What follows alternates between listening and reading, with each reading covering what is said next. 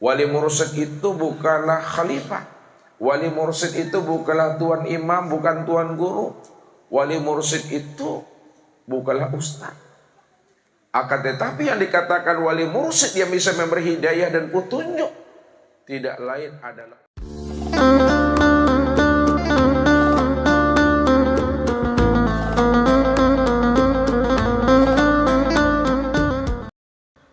Bismillahirrahmanirrahim. Assalamualaikum warahmatullahi wabarakatuh.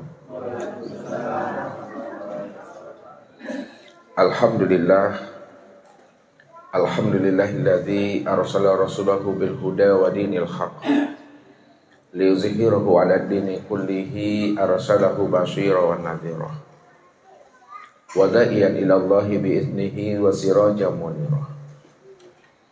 Asyhadu an la ilaha illallah wahdahu la syarikalah wa asyhadu anna Muhammadan abduhu wa rasuluhu la nabiyya ba'da. Wa qala Allah ta'ala fil Qur'anil Karim, a'udzu billahi minasyaitonir rajim, bismillahirrahmanirrahim. Sanurihim ayatina fil afaq wa fi anfusihim hatta yatabayyana lahum annahu al-haq. Wa fil ardi ayatul lil mu'minin wa fi anfusikum afala tubsirun. Shadaqallahul azim. Bapak Ibu, saudara-saudara dan anak-anak kami jamaah tauhid yang dirahmati Allah. Sebagai seorang insan yang telah Allah anugerahkan kepada dirinya kecerdasan rohani dan akal fikir, tentu dengan kecerdasan rohani dan akal fikir ini kita mampu untuk menyenter dan menyilau supaya kita dapat mengenal siapa diri dan siapa pula akan Tuhan kita ini. Orang yang telah diberikan Allah kecerdasan rohani dan akal fikir untuk menyenter dan menyilau siapa diri dan Tuhannya, lalu dia tidak mampu mengenal akan dirinya dan Tuhannya, maka orang yang demikian itu dicap oleh Allah Subhanahu wa ta'ala, ulaika fi dolalin ba'id. Maka mereka itu telah berada pada kesesatan yang sangat jauh, kata Allah. Orang yang telah berada pada kesesatan yang sangat jauh itu disebabkan karena mereka tidak mau memahami dan mengambil iktibar serta pelajaran terhadap apa yang Allah jadikan kepada dirinya dan di luar dirinya, untuk membaca tanda-tanda akan wujud kebesaran Allah pada alam dan pada dirinya. Maka orang-orang yang demikian itu, kata Allah, sudah dipastikan dia tidak akan pernah tahu jalan pulang dan kembali untuk berjumpa dengan diri. Padahal diri kita ini, kata Allah, adalah bahagian daripada dirinya. Makanya orang yang tidak mengerti bahwa dirinya itu tajalli bahagian daripada diri Tuhan, maka dia yang dikatakan Allah orang yang buta lagi tersesat dunia sampai akhiratnya. Maka ingatlah apa yang Allah utarakan kepada kita supaya kita mampu memahami dari setiap apa yang Allah sampaikan. Wa man kana fi hazil a'ma fa huwa fil akhirati a'ma wa adallun sabila. Barang siapa yang tidak mengenal aku di dunia, kata Allah, pasti dia tidak akan pernah mengenal aku juga di akhirat. Siapa yang tidak mengenal aku di waktu hidupnya, maka di waktu matinya dia juga tidak pernah mengenal akan aku. Dan siapa yang tidak mengenal aku pada dirinya, pasti dia tidak akan pernah mampu mengenal aku selain daripada dirinya. Maka orang yang tidak mengenal dalam kehidupan di dunia ini, bagaimana seluruh ibadah dan ketaatannya itu akan aku terima, kata Allah, padahal dirinya itu berada dalam keadaan kotor atau dalam keadaan najis. Makanya Allah katakan innamal musyrikuna najasun. Sesungguhnya orang-orang yang musyrik, orang-orang yang merampok hak aku, Orang-orang yang merampas akan hak aku, kata Allah, dianggapnya itu sebagai hak miliknya sendiri, lupa dia akan diriku. Maka dialah orang-orang yang jiwa dan dirinya itu berada dalam keadaan najis atau kotor. Najis yang bagaimana Bapak Ibu? Tentu najis akan dirinya secara batin. Kalau Allah sudah mencap diri kita ini najis secara batin, ulaika habitat a'maluhum fid dunya wal akhirah. Allah tidak terima, Allah akan batalkan dan Allah akan hapus ya, seluruh amaliannya, mulai dari sejak dunia sampai di akhirat nanti.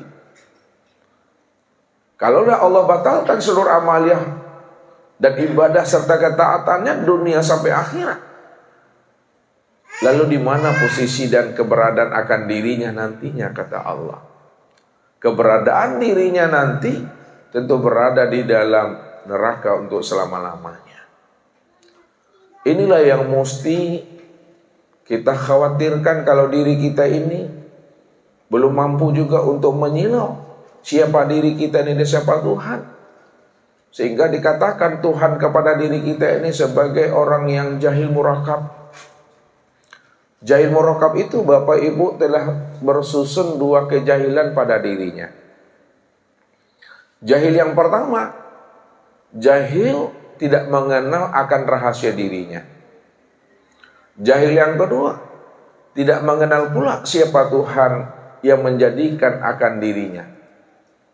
Maka kedua hal ini kalau terjadi pada diri kita, maka sudah dikatakan kita namanya jahil murakab. Kalau sudah dikatakan Allah sebagai jahil murakab, kemana kita akan pergi untuk mendapatkan hidayah dan petunjuk?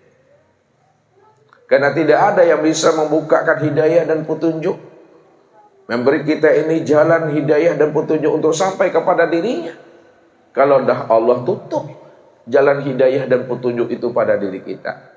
Wa may yudlil falan tajida lahu waliyan mursyida. Siapapun di antara dari hamba-Ku, kata Allah, karena ia tidak mengenal akan diriku dan tidak mengenal pula siapa dirinya, maka kemanapun dia pergi untuk minta hidayah dan minta bimbingan, bagaimana dia bisa sampai selamat dunia dan akhirat, kata Allah, falan tajidalahu, maka dia tidak akan pernah menemui seorang pun sebagai seorang wali mursyid, kata Allah. Karena wali mursyid itu Bapak Ibu bukanlah habaib. Wali mursyid itu bukanlah khalifah. Wali mursyid itu bukanlah tuan imam, bukan tuan guru. Wali mursyid itu bukanlah ustaz. Akan tetapi yang dikatakan wali mursyid yang bisa memberi hidayah dan petunjuk tidak lain adalah Allah Subhanahu wa ta'ala. Kalau Allah sebagai wali mursyid yang bisa memberi hidayah dan petunjuk kepada diri kita, maka wajib kita untuk mengenal dirinya. Wajib kita untuk berjumpa dan bersua dengan dirinya. Kalau kita sudah mengenal, sudah berjumpa dan bersua dengan dirinya, maka ketahuilah bahwa puncak seluruh ibadah dan ketaatan yang kita kerjakan itu sebenarnya adalah menyaksikan Tuhan pada diri sendiri. Namun diri sendiri Bapak Ibu bukanlah kenyataan daripada tajalli diri kita sendiri. Diri kita ini ada di dalam tiada. Kalaulah diri kita ini ada di dalam tiada, maka yang tiada itulah wujud yang sebenar ada. Kalaulah yang tiada itu wujud yang sebenar ada, maka segala yang ada termasuk diri kita ini bahagian daripada yang tiada itu. Lalu siapa yang dikatakan wujud yang tiada? Yang dikatakan wujud yang tiada itu, itulah yang disebut namanya dengan batin, Bapak Ibu. Batin itu jangan Bapak Ibu pahami tidak ada. Batin itu ada, namun dia tidak dapat dikenal, dia tidak dapat dilihat dan disaksikan. Kapan si batin itu bisa dikenal dan dapat disaksikan, Bapak Ibu? Yang batin itu baru dapat dikenal dan dapat disaksikan ketika dia telah menamai dirinya dengan zahir, sebagai bentuk tajalli dirinya sendiri. Jadi ketika dia telah menamai dirinya dengan zahir sebagai bentuk tajalli dirinya, disitulah diri batin itu baru bisa dikenal dan baru bisa disaksikan. Karena dia telah menamai dirinya dengan zahir. Maka pada saat dia telah menamai dirinya dengan zahir sebagai tajalli daripada dirinya sendiri, maka wujud tajalli dirinya itulah yang berupa nur. Nur itu artinya terang, Bapak Ibu. Terang itu artinya jelas. Jelas itu artinya nyata. Nyata itu artinya wujud. Jadi kalaulah nur itu makna yang sebenarnya adalah wujud, maka segala yang wujud inilah rupa daripada si batin itu, dalam bentuk yang lain, dalam bentuk yang berbeda, dalam bentuk segala sesuatu. Apapunlah namanya, itu adalah bentuk rupa daripada si batin. Kalaulah segala sesuatu dalam bentuk rupa yang berbeda dan yang lain itu adalah bentuk daripada diri yang batin, lalu siapa namanya? Namanya itu adalah Muhammad. Jadi Muhammad itulah sebenarnya bentuk rupa daripada diri yang batin. Dan mana yang dikatakan Muhammad? Muhammad itu sudah menjadi sekalian alam, Bapak Ibu. Muhammad itu sudah menjadi sekalian batang tubuh kita dan sudah menjadi sekalian ruh kita. Inilah namanya Muhammad. Dan kesempurnaan Muhammad dari segala yang wujud itu sudah nyata, dia berupa insan. Insan inilah yang dikatakan Muhammad.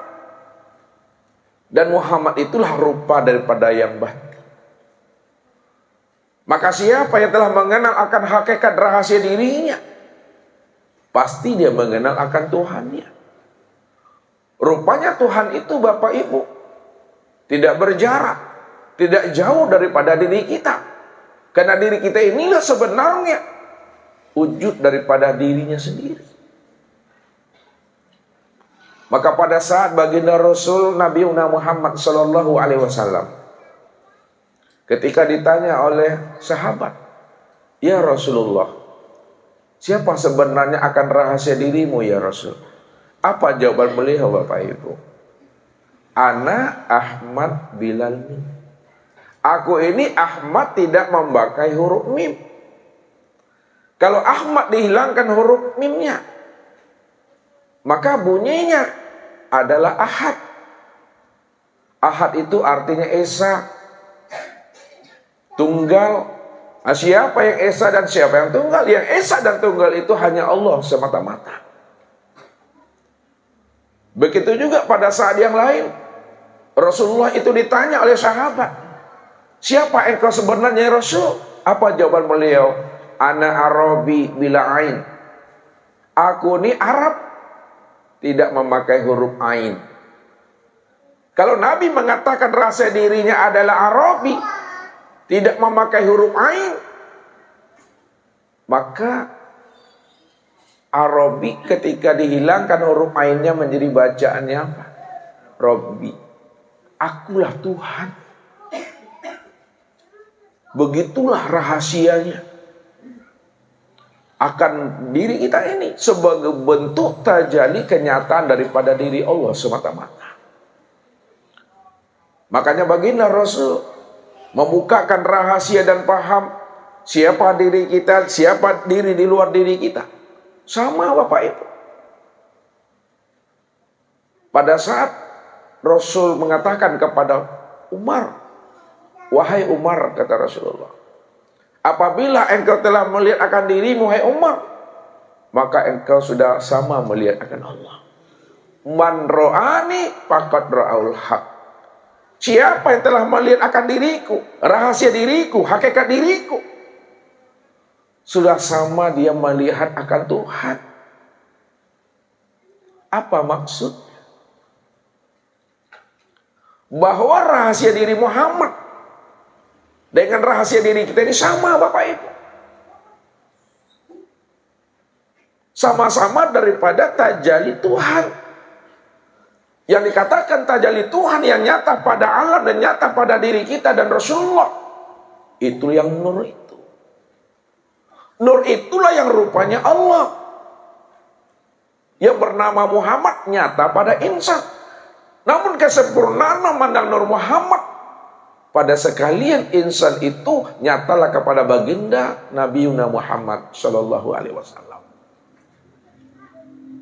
Inilah rahasia kita sebenarnya. Makanya sesungguhnya diri kita ini ada di dalam tiada itulah. Wa qad khalaqtuka min qablu wa lam takun syai'an. Sungguh aku telah menciptakan dirimu pada waktu itu, padahal dirimu pada masa itu belum ada sama sekali. Kenapa? Karena diri kita ini belum zahir wujudnya, belum nyata rupanya. Tapi batin daripada diri kita ini sudah sempurna di dalam kewujudan rahasia Tuhan.